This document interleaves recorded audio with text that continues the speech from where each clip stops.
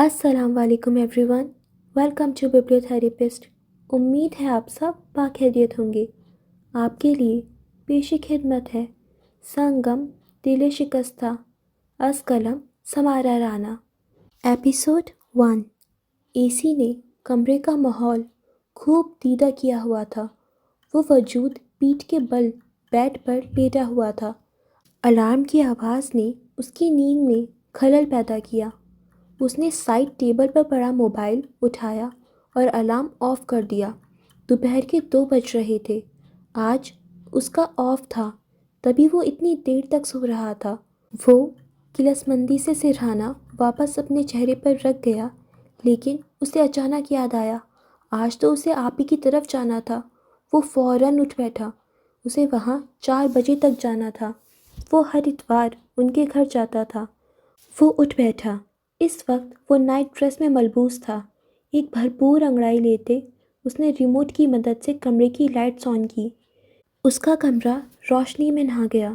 وہ ایک جدید طرز پر بنا بلیک، وائٹ اور گرے کے امتزاج کا بہت بڑا اور خوبصورت کمرہ تھا۔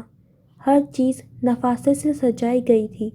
وہ اٹھا اور الماری میں سے اپنے کپڑے لیتا باتھ روم میں بند ہو گیا۔ تقریباً 15 منٹ بعد وہ نکلا تو بلو جینز پر وائٹ ہاف سلیوز شرٹ پہنی ہوئی تھی، جس کی وجہ سے اس کا کسرتی جسم واضح نظر آ رہا تھا۔ اس کی رنگت سفید تھی، بھوری آنکھیں اور گالوں کی ہڈی اونچی تھی۔ ہلکی داڑھی مونچھیں اس کے چہرے کو پرکشش بنا رہی تھیں۔ 16 پر اے سی چلنے اور نہانے کے باوجود اسے سردی نہیں لگ رہی تھی۔ عجیب بندہ تھا۔ اس نے بلو ڈرائر سے اپنے بال سیٹ کیے اور سائڈ ٹیبل سے اپنا والیٹ، گاڑی کی چابیاں اور سن گلاسز اٹھاتا کمرے سے نکل گیا۔ البتہ نکلتے نکلتے اس نے اے سی بند کر دیا تھا۔ گاڑی میں بیٹھ کر اس نے فوراً اے سی آن کر لیا۔ اس کو دیکھ کر چوکیدار نے فوراً دروازہ کھول دیا اور وہ گاڑی زنگ سے بھگا لے گیا۔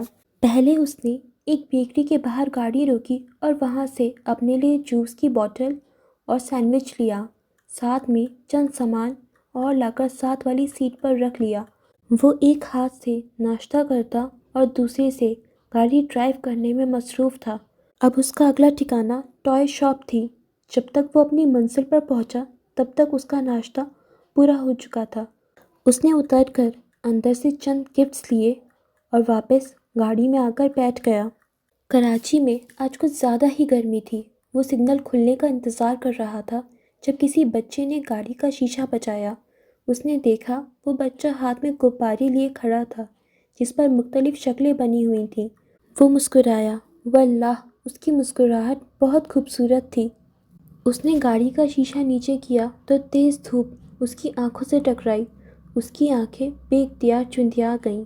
اس نے والیٹ سے 1000 کا نوٹ نکالا اور بچے سے 2 غبارے لے کر پیسے اسے تھما دیے۔ سگنل کھل چکا تھا۔ وہ شیشہ اوپر کرتا خود بھی گاڑی سٹارٹ کر گیا۔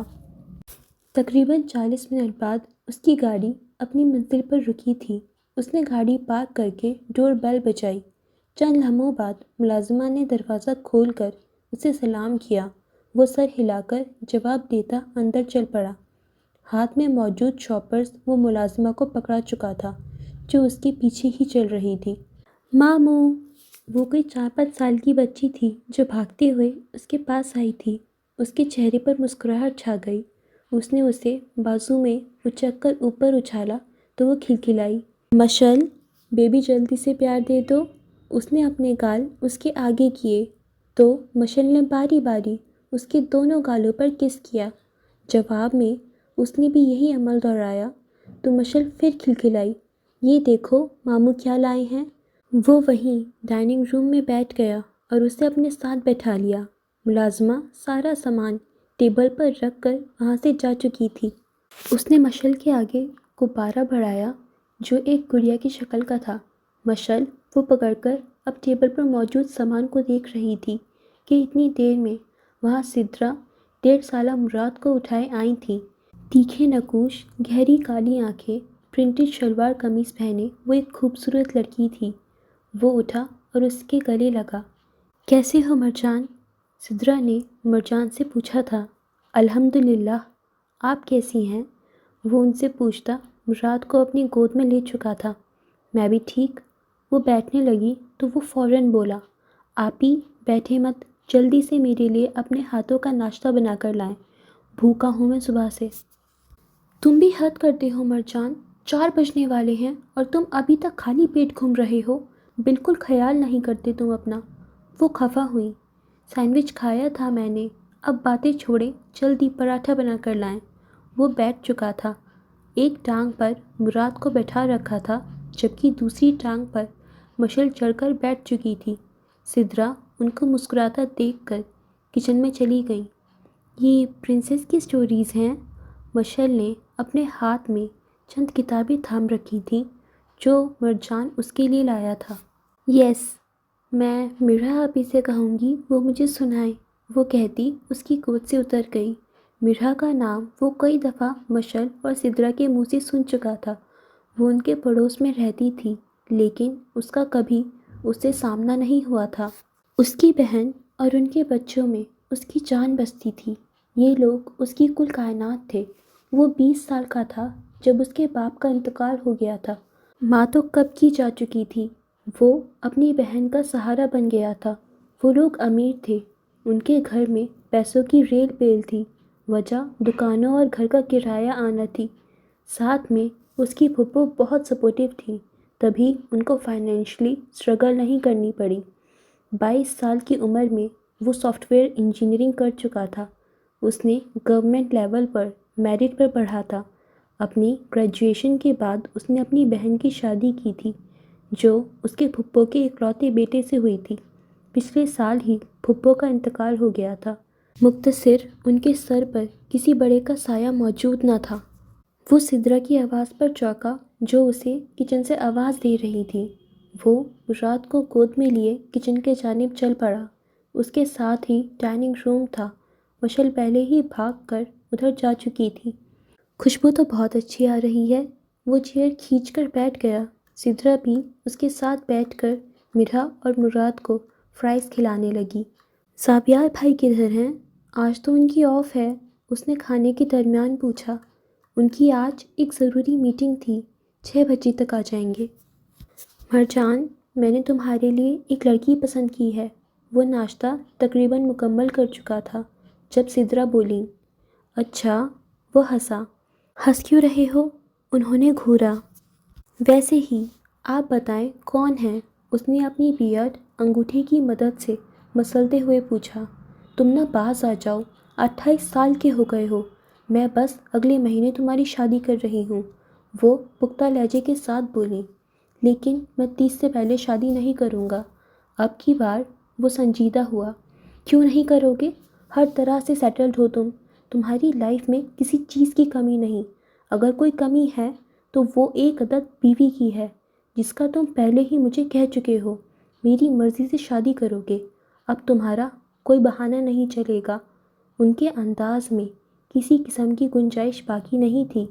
आप क्यों मेरी आज़ादी ख़त्म करने पर तुली हुई हैं? उसने जैसे हथियार डाले। घूम लिया तुमने जितना घूमना था। अब बस अय्याशी ख़त्म। तुम्हारे पास इनकार का हक़ नहीं। ये अच्छी ज़बरदस्ती है, वो बड़बड़ाया। चाहे ज़बरदस्ती कह लो, ऐसे तो फिर ऐसे ही सही। अब मैं तुम्हें किसी किस्म की छूट नहीं दूंगी। बताएं, कौन सी हूर परी आपको पसंद आ गई है? मिर्हा है ना? वही जो आपके बराबर वाले घर में रहती है। हाँ, वही। मशल को वो पढ़ाने आती है। बहुत प्यारी और अक्लमंद लड़की है। तुम्हारे नेचर के साथ बहुत जल्दी एडजस्ट भी कर लेगी। वो बेजारी से उनकी गुफ्तगू सुन रहा था। मरजान, अब तुम थप्पड़ खाओगे। अच्छा यार, वो ढिठाई से हंसता सीधा हुआ। अचानक बाहर शोर उठा था। वो लोग चौंके। एक बिल्ली किचन में आई।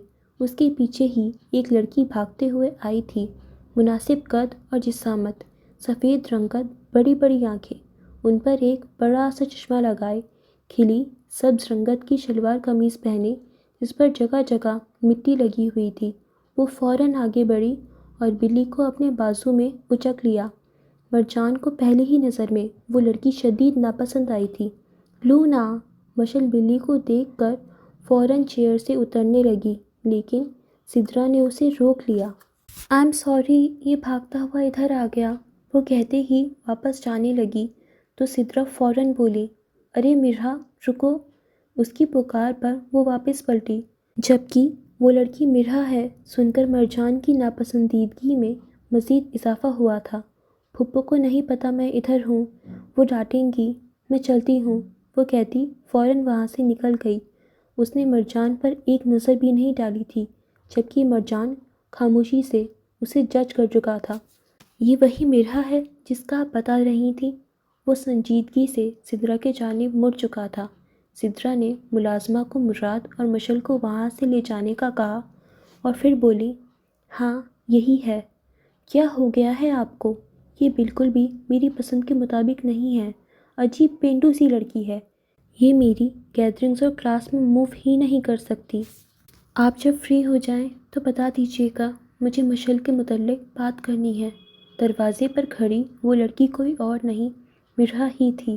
سدرا کا چہرہ پھیکا پڑ گیا تھا، اس نے بمشکل سر ہلایا، جبکہ وہ اپنی بات کہہ کر واپس جا چکی تھی۔ اگر اس نے تمہاری بات سنی ہوئی نا، میں تمہیں بالکل بھی نہیں بخشوں گی۔ وہ اس پر برہم ہوئی۔ مرجان نے کندھے اچکا دیے، انداز میں لاپرواہی تھی۔ میں نے بس اپنی رائے پیش کی ہے، وہ بہت اچھی لڑکی ہے۔ 2 مہینے ہوئے نہیں آپ کو اس کالونی میں شفٹ ہوئے، آپ کیسے کہہ سکتی ہیں یہ بہت اچھی لڑکی ہے؟ تمہیں میری دوست ابیہا یاد ہے، وہ جو آپ کی یونیورسٹی فرینڈ تھیں؟ ہاں وہی، اس کی چھوٹی بہن ہے یہ۔ ان کی بہن کہاں سے پیدا ہو گئی؟ اس نے ناسمجھی سے استفسار کیا۔ مرہا 10 سال کی تھی جب اس کی پھپھو نے اسے گود لیا تھا، اس نے سمجھتے ہوئے سر ہلایا۔ وہ تو اچھی خاصی پرسنالٹی والی ہیں، یہ کس پر چلی گئی؟ مرجان! سدرا نے دانت پیس کر اس کے بازو پر تھپڑ لگایا تھا۔ میری بات غور سے سنو۔ کب سے آپ کی ہی سن رہا ہوں۔ جیسے میں بتا چکی ہوں، مرہا اپنی پھپھو کے ساتھ رہتی ہے۔ ان کے 3 بیٹے ہیں، جن میں سے ایک شادی شدہ ہے۔ کہنے کو تو انہوں نے مرہا کو اپنی بیٹی بنایا ہوا ہے، لیکن اس کے ساتھ کسی سوتیلی کی طرح ہی سلوک کیا جاتا ہے۔ وہ رکی تو وہ فوراً بول پڑا، اس سب میں کیا کروں؟ بے ساریت عروج پر تھی۔ میں چاہتی ہوں تم مجھ سے شادی کر لو۔ میری پوری زندگی کا فیصلہ ہے، میں کسی سے ہمدردی میں شادی نہیں کر سکتا۔ بے شک میں نے کہا ہے میں آپ کی مرضی سے شادی کروں گا، لیکن وہ کون ہے، کیسی ہے، اس کے ایجوکیشن کیا ہے، اس کی شکل و صورت، اس کا مائنڈ سیٹ، سب میٹر کرتا ہے میرے لیے۔ وہ سنجیدگی سے بولا، تو میں نے ایسے ہی کوئی لڑکی تمہارے لیے پسند نہیں کی ہوگی؟ ظاہر ہے سب دیکھا ہے، تبھی تمہیں بتا رہی ہوں۔ تمہیں میری چوائس پر یقین نہیں؟ مجھے نہیں سمجھ آ رہا کچھ، میں ایسے شادی نہیں کر سکتا۔ اس کا دماغ ابھی بھی ادھر ہی اٹکا ہوا تھا۔ تم مجھے انکار کر رہے ہو؟ وہ اس کے کڑے تیوروں سے ایک پل کو گھبرا گیا۔ سدرا نے جیسے آج ٹھان لیا تھا وہ اس سے ہاں کروا کر رہیں گی۔ آپ بھی میں ہاں یا نہ؟ آپ میرے ساتھ ایسا نہیں کر سکتی۔ وہ مشل کو پڑھاتی ہے، میں نے اس کے ساتھ وقت گزارا ہے، وہ تمہارے نیچر کو جلدی سمجھ جائے گی اور تمہیں اچھے سے ڈیل کر لے گی۔ باقی تم مجھ سے ایک ملاقات کر لو تاکہ میں بات آگے بڑھاؤں۔ سدرا نے چیئر سے ٹیک لگائی، تو آپ اپنی بات سے نہیں ہٹیں گی؟ ہرگز نہیں، میں بہت عرصے سے تمہارے بہانے سن رہی ہوں۔ اوکے فائن، آپ میری اس سے ملاقات کروا دیں، پھر آگے دیکھ لیں گے۔ اس نے بے ساختہ سدرا کے چہرے پر مسکراہٹ پھیلتی دیکھی۔ کیا وہ یہ مسکراہٹ چھین سکتا تھا؟ وہ اپنی بلی اٹھائے اپنے کمرے کی جانب جا رہی تھی۔ اس کو پودے بہت پسند تھے، اتوار کا دن زیادہ وقت وہ ان کے ساتھ ہی گزارتی تھی۔ اس نے اپنے پسندیدہ پودے چھت پر رکھے ہوئے تھے، آج بھی وہ اسی میں مصروف تھی۔ وہ کچھ سامان لینے نیچے گارڈن میں گئی جب اس نے اپنی بلی لونا کو گیٹ سے باہر جاتے ہوئے دیکھا تھا۔ وہ اپنی حالت کی پرواہ کیے بغیر پیچھے بھاگی۔ ایک دفعہ پہلے بھی لونا ایسے ہی باہر نکل گئی تھی اور کسی آوارہ بلی نے اس کو زخمی کر دیا تھا۔ لونا بھاگتے ہوئے اس کی اسٹوڈنٹ مشل کے گھر چلی گئی تھی۔ وہ مشل کے ساتھ بہت اٹیچ تھی۔ جتنے گھنٹے وہ مشل کو پڑھانے میں گزارتی تھی، لونا اس کے ساتھ رہتی تھی۔ مین گیٹ کھلا ہوا تھا وہ اندر آ گئی۔ اس کی سدرا کے ساتھ خاصی بے تکلفی تھی، تبھی وہ دندناتے ہوئے اندر چلی گئی۔ زاویار کا رویہ بھی اس کے ساتھ چھوٹی بہنوں کی طرح تھا۔ لونا اب بھاگ کر ڈائننگ روم میں چلی گئی، جس کا دروازہ ایک ملازمہ کھولے کھڑی تھی۔ وہ بھی پیچھے بھاگی، لیکن اندر بیٹھے نوجوان کو دیکھ کر ٹھٹک گئی۔ وہ یقیناً سدرا کا بھائی تھا۔ اس کا مرجان سے کبھی سامنا نہیں ہوا تھا، لیکن غائبانہ تعارف ہو چکا تھا۔ وہ اس کو اندر دیکھ کر بری طرح شرمندہ ہوئی تھی، تبھی دوبارہ نظر اس پر نہیں ڈالی۔ جگہ جگہ مٹی لگے کپڑے، لاپرواہی سے ایک طرف دوپٹہ ڈالے، کمر سے تھوڑا اوپر تک آتے ہوئے بالوں کی چٹیاں بنائے، وہ بہت عجیب لگ رہی تھی۔ سونے پر سہاگا، اس نے بالوں میں آئل لگایا ہوا تھا۔ پودوں سے فارغ ہونے کے بعد اس کا ارادہ نہانے کا تھا، تبھی اس نے لگا لیا تھا۔ وہ فوراً ہی وہاں سے پلٹی، لیکن شاید سدرا اس کا تعارف مرجان سے کروانا چاہتی تھی۔ وہ بہانہ بنا کر فوراً باہر نکل آئی، لیکن اسے اچانک مشل کی اسکول کی ضروری بات یاد آ گئی تھی۔ وہ بتانے آئی، لیکن مرجان کی بات سن کر اس کا چہرہ شرمندگی کے مارے سرخ پڑ گیا۔ وہ اس کی بات کو اگنور کرتے ہوئے سدرا کو مخاطب کر کے واپس آ چکی تھی۔ کبھی ہم پر بھی نظر کرم کر دیا کرو۔ بے اختیار خوفزدہ ہوتے دروازے پر ہی اس کے قدموں کو بریک لگی تھی۔ یہ حمزہ تھا، اس کی پھپھو کا سب سے چھوٹا بیٹا، جو عمر میں اس سے 2 سال بڑا تھا اور باہر سے پڑھ کر آیا تھا۔ کچھ عرصے سے اس کے چال و چلن بدل گئے تھے۔ باہر ایڈمیشن ہونے سے پہلے وہ مرحا پر نظر بھی نہیں ڈالتا تھا۔ جب بھی پڑھائی کے دوران پاکستان آتا تو اس سے سرسری سے ملاقات ہو جاتی، یا کبھی وہ بھی نہیں۔ مرحا کو جلدی اندازہ ہو گیا تھا اس کی صحبت اچھی نہیں ہے۔ اس نے کئی دفعہ اسے چھپ کر سگریٹ پیتے، لڑکیوں سے نازیبا باتیں کرتے دیکھا تھا۔ تبھی وہ اس سے ایک محتاط فاصلے پر رہتی تھی، لیکن کچھ عرصے سے اس نے بات بے بات اسے مخاطب کرنا شروع کر دیا تھا۔ صاف الفاظوں میں کہا جائے تو وہ اسے چھیڑا کرتا تھا۔ کبھی نازیبا الفاظ کستا، کبھی کوئی فطرہ۔ وہ تنگ آ چکی تھی۔ اس نے ایک دفعہ پھپھو کو بتانا چاہا تو انہوں نے اس کے منہ پر تھپڑ مار کر اس کی زبان بند کروا دی تھی۔ میرا راستہ مت روکا کرے حمزہ بھائی، اس نے بھائی پر خاصا زور دیا تھا۔ میں نے کتنی بار بتایا ہے میں تمہارا بھائی نہیں ہوں۔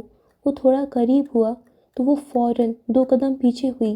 جی، بھائی تو ایک عزت دار لفظ ہے، آپ جیسے بے شرموں کو کہاں راس آ سکتا ہے؟ وہ ٹکاسا جواب دیتی وہاں سے بھاگ گئی۔ وہ اس کو روک لیتا، لیکن دوسری طرف سے اپنی ماں کو آتا دیکھ وہ کچھ نہیں کر سکا۔ شاید انہوں نے ان دونوں کو ساتھ نہیں دیکھا تھا، تبھی کچھ نہ بولیں، ورنہ وہ اس سے سوال جواب ضرور کرتیں۔ کمرے میں آ کر وہ سب سے پہلے نہائی۔ نہانے کے بعد وہ اپنے بال سکھانے لگی۔ وہ 10 سال کی تھی جب اس کے باپ نے اسے اس کی پھپھو کو دے دیا تھا۔ ان کو کبھی اس میں دلچسپی ہی نہیں تھی۔ اگر ماں زندہ ہوتی تو وہ کبھی بھی پھپھو کے گھر نہ آتی۔ وہ 9 سال کی تھی جب اس کی ماں کا انتقال ہو گیا تھا۔ اس کے بعد ہی اس کے باپ نے اسے اس کی پھپھو کو دے دیا تھا، اور کبھی پلٹ کر خبر نہیں لی۔ بہت کم ملاقات ہوتی تو اس سے حال چال پوچھ لیا کرتے تھے۔ وہ اسے بھی غنیمت سمجھتی تھی۔ اس کے برعکس اس کی بڑی بہن ابیہا ان کی لاڈلی تھی۔ پتہ نہیں کیوں انہیں وہ بہت چبھتی تھی۔ البتہ اس کی بہن کا رویہ اس کے ساتھ اچھا تھا۔ اس کے 4 سال پہلے شادی ہو گئی تھی۔ 2 سال پہلے باپ بھی دنیا سے چلا گیا۔ اسے کچھ خاص افسوس نہیں ہوا تھا، کیونکہ وہ ان سے اٹیچ ہی نہیں ہوئی تھی۔ اسے ان سے بہت سے شکوے تھے جو کبھی سنانے کی نوبت ہی نہیں آئی تھی۔ اس نے ایک گہری سانس خارج کر کے بالوں میں برش چلایا۔ وہ سوکھ چکے تھے۔ اسے یاد ہے اس کی ماں کو لمبے بال پسند تھے۔ اس کے بال بہت لمبے تو نہیں تھے، البتہ کمر تک آتے تھے۔ وہ جا کر بیڈ پر بیٹھ گئی۔ اس کا کمرہ نہ زیادہ بڑا تھا نہ چھوٹا۔ لونا اس کی گود میں آ کر بیٹھ گئی۔ ایک یہی تھی اس کی ہمدرد، ہمراز۔ لونا کو رکھنے کی اجازت بھی اسے صرف اس لیے ملی تھی کیونکہ بلیاں پھپھو کے سب سے بڑے بیٹے اسامہ بھائی کو بھی پسند تھیں۔ ویسے تو ان سب کو اس کے ہونے نہ ہونے سے کچھ خاص فرق نہیں پڑتا تھا، لیکن اس معاملے میں اسامہ نے اس کی طرفداری کر دی تھی۔ شروع میں پھپھو کا رویہ اس کے ساتھ بہت اچھا تھا، لیکن وقت کے ساتھ ساتھ وہ بدل گئیں۔ کسی مہمان کے سامنے وہ اس کے ساتھ بہت اچھا سلوک کرتی تھیں، اپنے بیٹوں کے سامنے بھی وہ اسے کچھ نہیں کہتی تھیں۔ شاید انہیں مہان بننے کا شوق تھا۔ بہت امیر ہونے کے باوجود بھی انہوں نے اس کو تعلیم بھی چھوٹے اداروں سے ہی دلوائی تھی۔ گریجویشن اس نے میرٹ پر کی تھی، لیکن اس کے بعد اس کی پڑھائی روک دی گئی، مگر اسے جاب کرنے کی اجازت مل گئی تھی۔ لیکن پچھلے مہینے کچھ وجوہات پر اسے ریزائن کرنا پڑا۔ اب وہ دوبارہ جاب ڈھونڈ رہی تھی۔ اس نے کبھی ان سے کوئی شکوہ نہیں کیا تھا۔ جس کا اپنا باپ اسے دھتکار دے وہ بھلا کس کو کیا کہتی، بلکہ انہوں نے تو اس پر کئی احسانات کیے تھے، اسے پڑھایا، اسے رہنے کو جگہ دی، کچھ خاص پابندیاں بھی نہیں لگائی ہوئی تھیں اس پر، لیکن انہوں نے اسے کبھی ماں جیسا پیار نہیں دیا تھا۔ وہ لونا کے بالوں میں ہاتھ چلا رہی تھی۔ نہانے کے بعد اس کی رنگت جیسے دمک گئی تھی۔ پرنٹڈ شلوار اور شارٹ قمیض پہنے وہ سادگی میں بھی خوبصورت نظر آ رہی تھی، لیکن چہرے پر تھکاوٹ تھی۔ اس 23 سالہ زندگی کے سفر نے ہی اسے بری طرح تھکا دیا تھا۔ پتہ نہیں کب ختم ہوگی آزمائش لونا، وہ اداسی سے بولی۔ شاید وہ انجان تھی جو نہیں جانتی تھی انسان مرتا مر جاتا ہے، لیکن آزمائش نہیں ختم ہوتی، یا شاید واقعی اس کی آزمائش کم ہونے والی تھی، یہ تو وقت نے ہی بتانا تھا۔ کم ان۔ اس کی اجازت پر ایک لڑکی اس کے آفس میں داخل ہوئی تھی۔ اس نے نظریں اٹھا کر نہیں دیکھا، اسے معلوم تھا کون ہوگی۔ ہیلز کی ٹک ٹک دروازے سے کرسی تک واضح گونجی۔ وہ ایک چیئر کھینچ کر بے تکلفی سے اس کے سامنے بیٹھ گئی۔ بلیک پینٹ شرٹ پہنے، کندھوں تک آتے بال، ڈارک میک اپ کیے، وہ ایک خوش شکل لڑکی تھی۔ مرجان، تم میری کالز اور میسیجز کا جواب کیوں نہیں دیتے؟ ہانیہ ٹیبل پر ٹکائے ہتھیلی پر تھوڑی ٹکاتے اس نے پوچھا۔ میں ضروری نہیں سمجھتا، اس نے سیدھا جواب دیا۔ وہ دل ملائی۔ مرجان نے ابھی بھی لیپ ٹاپ سے نظریں نہیں اٹھائیں۔ تم نے میری بات کا جواب نہیں دیا۔ اسے معلوم تھا وہ کس جواب کا پوچھ رہی ہے۔ میرے حساب سے تو میں جواب میں انکار کر چکا ہوں۔ اس نے لیپ ٹاپ آف کر کے توجہ اس کی جانب مبذول کی۔ انکار کی کوئی وجہ بھی ہوتی ہوگی فرحین، میں نے تمہیں صاف صاف بتایا ہے، میرا شادی کا کوئی ارادہ نہیں ہے، نہ میں تمہیں انٹرسٹڈ ہوں۔ کس طرح بتاؤں جو تمہارے اس چھوٹے سے دماغ میں بیٹھ جائے؟ بے عزتی سے فرحین کا چہرہ سرخ پڑ گیا تھا، الفاظ جیسے ختم ہو گئے۔ میں اب تک اگر تمہارا لحاظ کر رہا ہوں تو صرف دانیال کی وجہ سے کر رہا ہوں۔ تم میرے بیسٹ فرینڈ کی کزن ہو اور وہ اس بزنس کے 50% کا مالک ہے، ورنہ میں تمہیں کب کا فائر کر چکا ہوتا۔ یہ آخری بار ہے جو میں تمہیں سمجھا رہا ہوں، اگلی بار میں دانیال کا بھی لحاظ نہیں کروں گا، وہ انتہائی سختی سے بولا۔ اسی پل دانیال آفس میں داخل ہوا۔ فرحین ایک سیکنڈ بھی ضائع کیے بغیر آفس سے نکل گئی، البتہ دروازہ مارنا نہیں بھولی۔ مرجان کو اس پر نئے سرے سے غصہ چڑھا۔ یہ تم نے کس عذاب کو میرے گلے ڈال دیا ہے؟ وہ چڑھا۔ غلط بات، خود کو عذاب نہیں کہتے، دانیال دل جلانے والی مسکراہٹ لبوں پر سجا کر بیٹھتے ہوئے بولا۔ کالی آنکھیں، گندمی رنگت، بلیک پینٹ شرٹ پہنے وہ مرجان کا ہی ہم عمر تھا۔ ایک تم سائیکو، ایک تمہاری کزن سائیکو، وہ جھنجھلاتے ہوئے خود بھی بیٹھ گیا۔ تمہیں اس سے مسئلہ کیا ہے؟ شادی کرنی تو ہے تو پھر اس سے ہی کر لو، وہ تمہیں پسند بھی کرتی ہے۔ مجھے اس جیسی لڑکیاں نہیں پسند، وہ حد سے زیادہ بولڈ ہے، اسے اپنی عزت کا خیال نہیں۔ میں کہنا نہیں چاہتا لیکن وہ ڈیورسڈ ہے۔ اور کیوں ہے؟ اس کی اڑتی اڑتی خبر میں نے بھی سنی تھی۔ وہ صرف پیسوں اور اسٹیٹس کے پیچھے بھاگنے والی لڑکیوں میں سے ہے، اور تم سے بہتر کون جانتا ہے میں شادی میں انٹرسٹڈ نہیں ہوں۔ دانیال خاموشی سے اسے دیکھے گیا۔ تم بس اسے سمجھا دو آئندہ میرے ساتھ اس موضوع پر گفتگو نہ کرے، ورنہ میں سب لحاظ بھول جاؤں گا، اس نے سختی سے کہا تو دانیال نے سر ہلا دیا۔ دانیال کو معلوم تھا وہ غصہ کرے گا تو بہت بری طرح کرے گا، لیکن سدرا آپی کو تو تم ہاں کر آئے ہو، اس کا حل بھی سوچ لیا ہے میں نے۔ وہ لیپ ٹاپ کی جانب متوجہ ہو گیا۔ کیا؟ اس کے پوچھنے پر مرجان نے اپنی بیئرڈ پر عادتاً انگوٹھا پھیرا، پھر اسے ساری بات بتا دی۔ مرجان، یہ غلط ہے، وہ بھڑک گیا۔ ریلیکس، وہ مان جائے گی تو ٹھیک ہے، ورنہ میں کچھ اور دیکھ لوں گا۔ تمہیں معلوم ہے میں زبردستی کا قائل نہیں ہوں، پھر بھی احتیاط کرنا۔ وہ اسے سمجھانا نہ بھولا اور مرجان نے ایک کان سے سن کر دوسرے کان سے نکال دیا۔ اوکے فرینڈز، آج کے لیے بس اتنا ہی، باقی بات نیکسٹ ایپیسوڈ میں۔ تب تک کے لیے اب جلدی سے ہماری یوٹیوب چینل کو سبسکرائب کر لیجئے اینڈ ہمارے انسٹاگرام پیج کو فالو کر لیجئے۔ خدا حافظ۔